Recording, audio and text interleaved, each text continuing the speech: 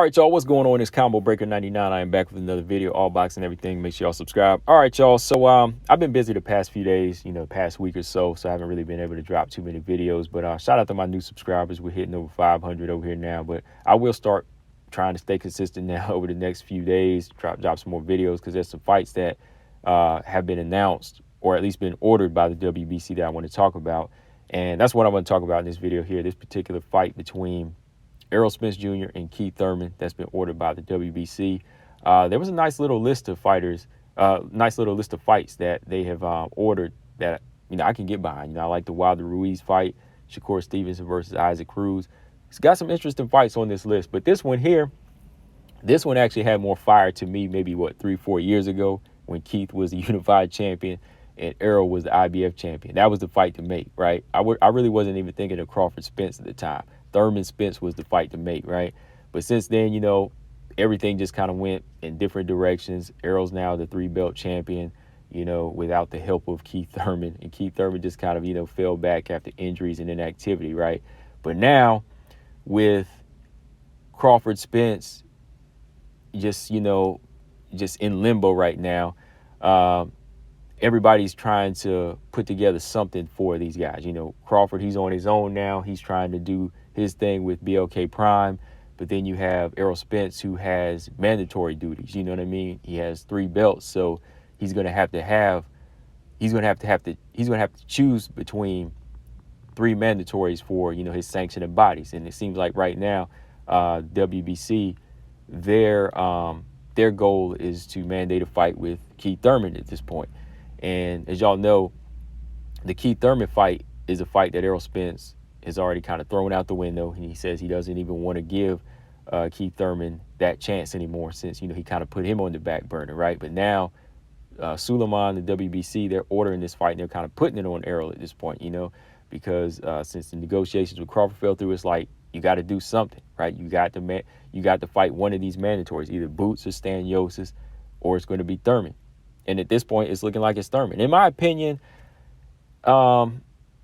it's not a bad fight. It's not really a bad fight. I just kind of feel a certain way about it and kind of wonder what Errol is going to do at this point, since, he's gone so hard to say that, this is a fight he doesn't want.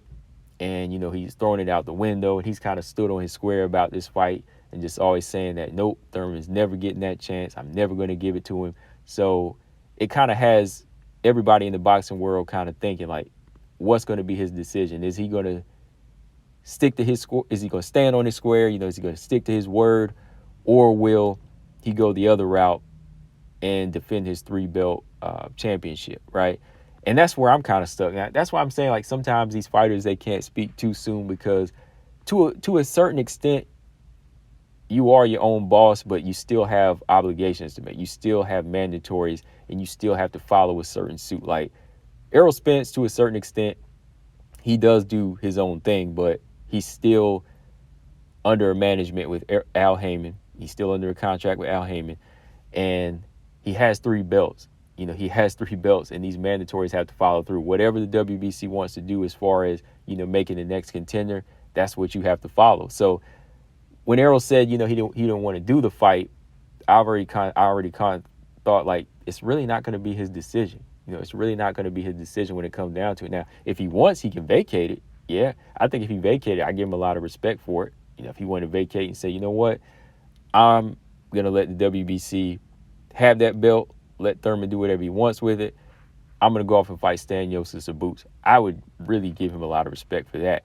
But at the same time, if he chose to fight Keith Thurman, I would know that it's for something much bigger in the end. It's for that legacy. He wants to hold on to the 3 belts until he can get that Crawford fight. You know what I mean? Like, so I could respect him in that manner. But at the same time, if he did something wild and rebellious and just drop the belt and say, forget that, the 2 titles I have are the legitimate title, he could move on with that. I would really say, oh, wow, power to Errol for that. You know what I mean? Because you've seen Antonio Tarver and Glenn Johnson do that back in the past. A lot of people forget that once they both had wins over Roy Jones, and they had all the belts at that time, when they wanted to make the fight, the sanctioning bodies didn't fully agree with that fight and they weren't going to sanction it. So they wind up vacating all the belts. And the only belt on the line for the Tarver Johnson fight was the IBO belt, in the ring belt at the time. They saw it as a legit light heavyweight title. So they sanctioned it. WBC, IBF, all those belts were off the table because those sanctioning bodies didn't see Tarver Johnson as the legit fight, which it was at the time. They all beat the man, so that was the fight to make. So they really went to that level to just vacate belts and say, no, we're starting the lineal championship from here, right? So, maybe Errol Spence could make that type of statement and say, you know what, WBC's ordering this fight that I don't want against a guy like Keith Thurman, who's been out for the longest and didn't want to fight me before. You know what, I'm going to drop that belt. The legitimate titles start here with the IBF and the WBA, right? He could do that. But if not, hey, he's going to go through with the 3 belts and, keep it and maybe go in there and give Keith Thurman the type of beating he feels like he deserves. Hey, I'm cool with that too. As far as how the fight plays out, I think it is a good matchup.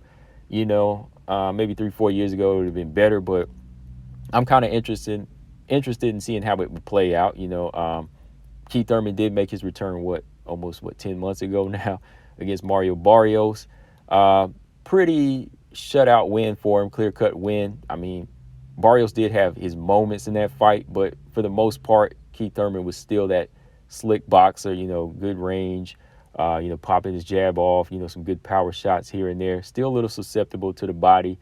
So, when you match Keith Thurman up at this point with somebody like Errol, who just fought back in April against, very tough fighter in Udenis Ugas, you got to wonder how Keith Thurman can match up with somebody like Errol now. Errol, he's more of a pressure boxer, a relentless boxer who can break you down, has work rate, kind of a workman, but at the same time, he can box, just like a methodical manner and break you down.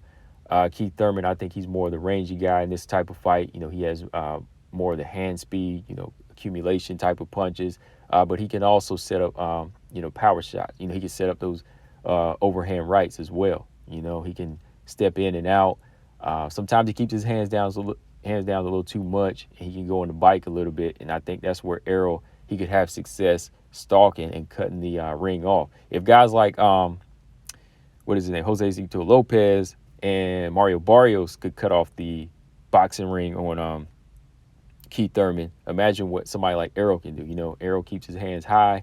He knows how to measure that distance. He fights behind the jab, and he's always going to that body. So somebody with a body attack like Errol, I think he can really close distance on Keith Thurman and, do double the work that those guys were able to do, which could eventually lead up to Errol Spence just really beating Keith Thurman down at this point. Because, Keith Thurman, yeah, he was something back in his day, which is crazy to say, which don't seem that long ago. But I think with the injuries he suffered, even to the elbow, and just being out for so long and not fighting at a high level, he won't really know how to handle this type of pressure that Errol Spence has. Errol, he's been the guy that's been fighting consistently, fighting the tougher fights, consistently, always somebody of high caliber, whether it was Danny Garcia, Sean Porter, Udenis Ugas, Kell Brook, you name it. And then even outside the ring, he was dealing with some crazy adversity, car accident, detached retina. So imagine all of that stuff he's dealing with, and he still has to, build that mental up to go back into the boxing ring. At the same time, he's trying to get a fight with Terrence Crawford. So Errol is in the fire. He's still in the fire even when he's not fighting. So just picture that type of guy in there with a guy like Keith Thurman, who's only fighting like once a year.